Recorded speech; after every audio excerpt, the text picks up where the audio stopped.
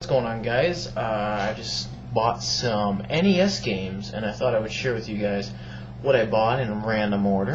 There's a local place around here called Game Craze, and they're kind of like a little specialty game store, and the prices there are actually pretty fair because retro games have been climbing in price. They've been getting very popular lately, so some of these games I feel that I got quite a good deal on.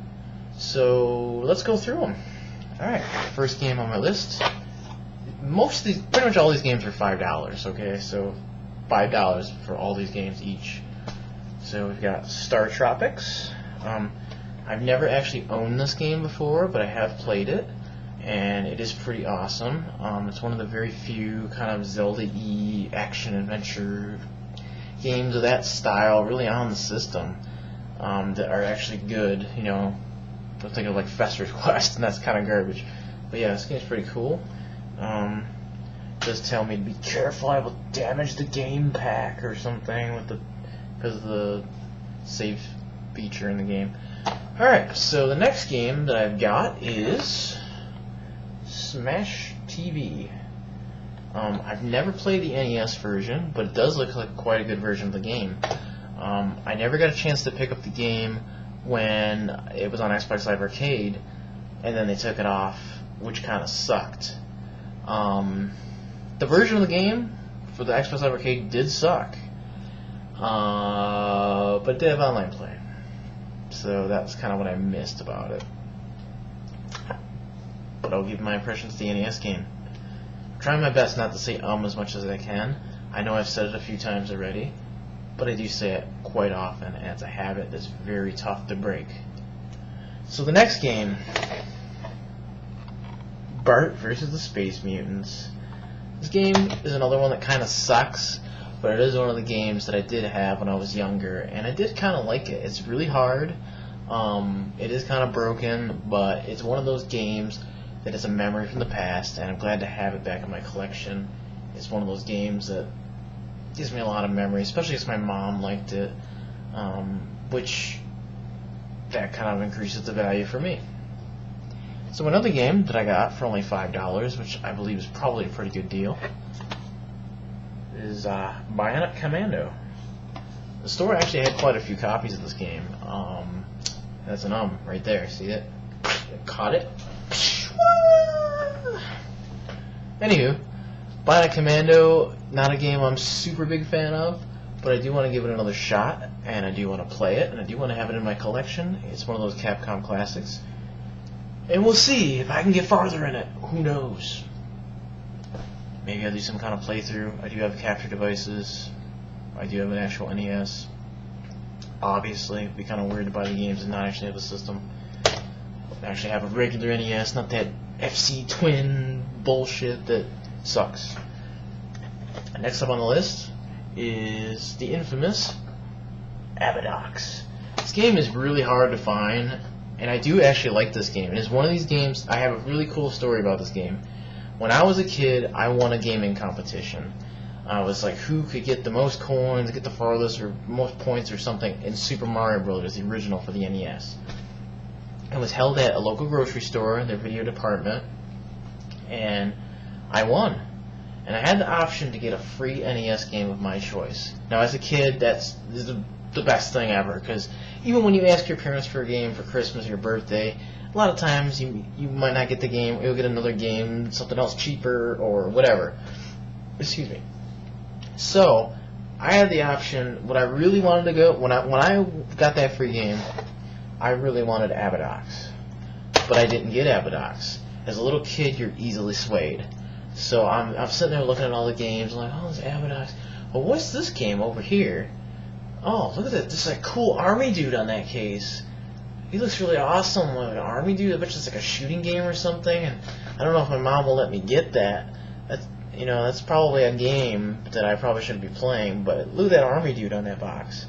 And the game I'm talking about is Snake's Revenge, Metal Gear 2, Snake's Revenge, or something like that, for the NES. And I hated that game. I couldn't get anywhere.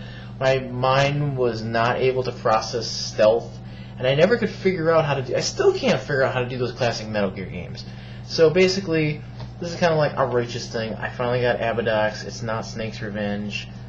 I'm not getting Snake's Revenge. I don't want Snake's Revenge. I might get it again just to torture myself, but it sucks.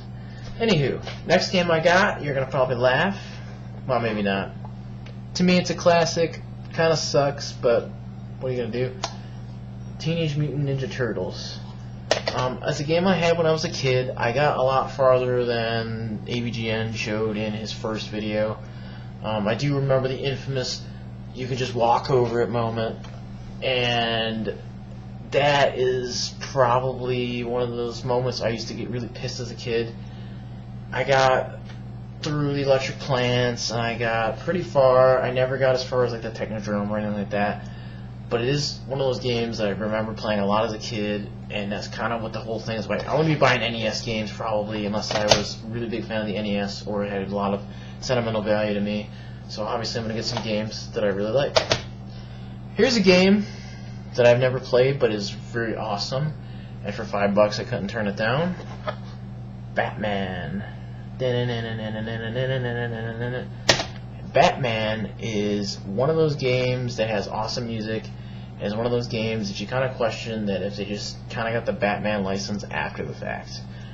Really, besides the Joker, besides Batman, nothing in the game really probably has anything to do with Batman. That's kind of like all those games. It wasn't really a requirement to make it anything like the movies back in the day. It just had to be a good game with the character, with you know, the villains or whatever.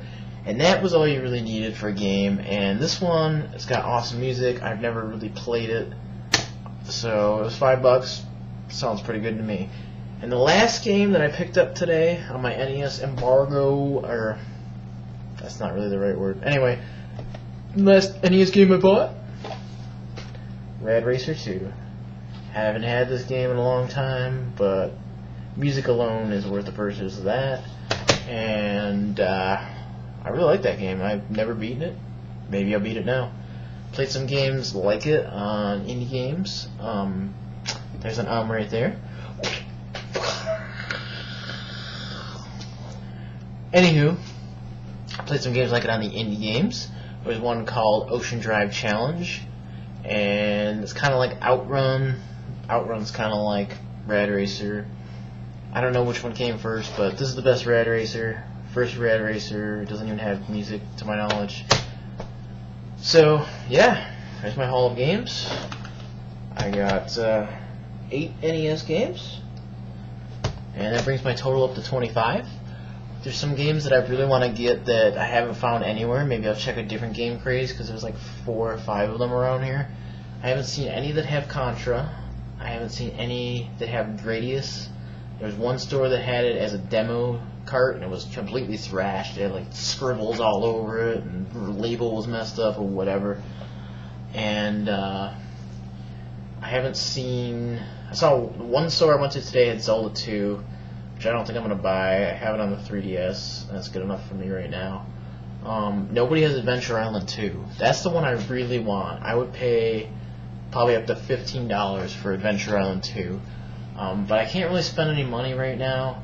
Money's pretty tight. I bought these games kind of as a last, kind of like, okay, this is all I can get right now, because I'm working on a job right now. I just put an application in. My brother works there. He thinks he can get me a job in there. I just had to fill in an application, so hoping that works out. That's another Anywho, let me basically working on a job. Hope that works out good. Here's my NES games. I'll talk to you guys later before I say more